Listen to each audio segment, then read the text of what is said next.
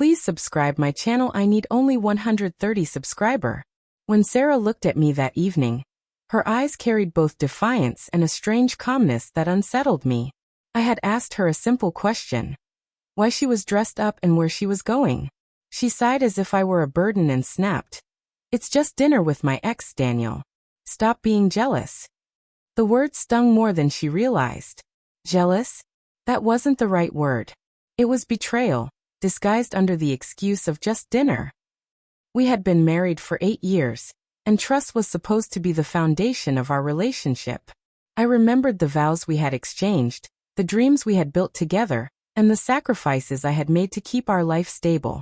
But now, here she was, casually telling me she would spend the evening with a man she once loved. I wanted to believe her, but the dismissive tone, the lack of reassurance, and the way she brushed past me like I was insignificant told a different story. That night felt endless. I sat in the living room, staring at the muted television, waiting for her to return. Every sound outside, the screech of tires, the closing of a car door, made my pulse race. Around midnight, Sarah walked in. Her perfume lingered longer than usual, her lipstick faintly smudged, and she avoided my eyes as she mumbled something about being tired. I didn't press further. I simply nodded, but inside a storm raged. I didn't sleep. I couldn't. Her words replayed in my head. Stop being jealous. Jealousy wasn't my problem. It was respect. She had trampled on it, laughed at it, and treated it as if it were an obstacle to her freedom.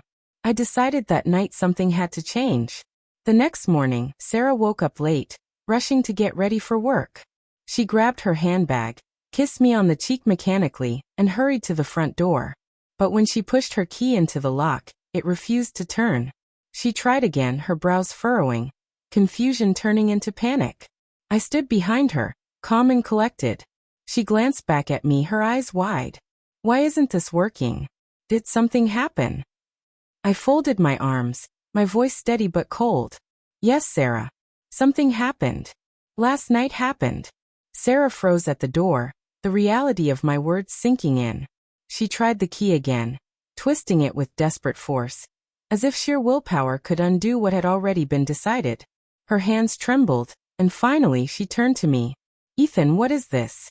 What did you do? I took a slow breath, keeping my voice even. I changed the locks, Sarah.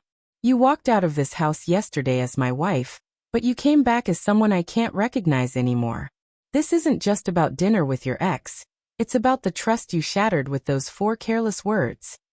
Her eyes filled with disbelief. You can't be serious. You're blowing this out of proportion. It was just dinner, nothing else. You're overreacting. That word, overreacting, burned inside me. I had stayed up all night thinking, weighing every detail of her behavior, and now she had the audacity to belittle my pain. Overreacting? Sarah, if you respected me, if you respected our marriage, you wouldn't have gone in the first place. Do you think any loyal spouse would casually dine with their ex while their partner sat at home wondering why they weren't enough? For a moment, silence stretched between us. Her lips quivered, but no words came. She finally dropped her gaze and whispered, Ethan, I didn't mean to hurt you. I just wanted to feel something again. Something exciting. Her confession cut deeper than any lie could have. So it wasn't about dinner. It was about her chasing the thrill of something forbidden, leaving me with nothing but doubt and humiliation. You wanted excitement? I said quietly. Then here it is. The excitement of not knowing where you stand anymore. The thrill of realizing the man who carried this marriage on his shoulders is done being your safety net. Sarah's eyes widened as tears rolled down her cheeks. She reached for my arm, but I stepped back. The look on her face shifted from anger to desperation. Please, Ethan. Don't do this. I made a mistake, but it's not what you think. I still love you.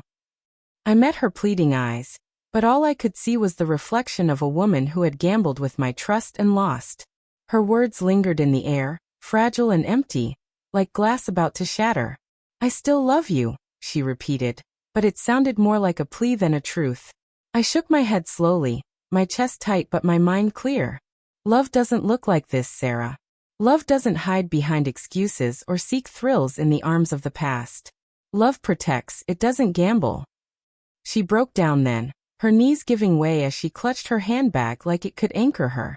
I stood silently, watching the woman I had built a life with crumble at my doorstep. The same doorstep where she once stood radiant in her wedding dress, vowing loyalty. The cruel irony wasn't lost on me. I turned away, walking toward the kitchen as her sobs filled the hallway.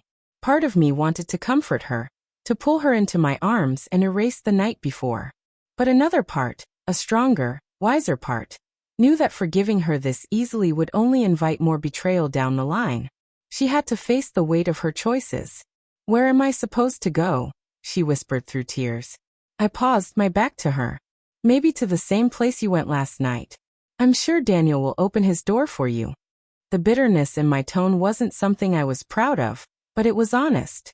She gasped, her sobs sharper now. "It wasn't like that.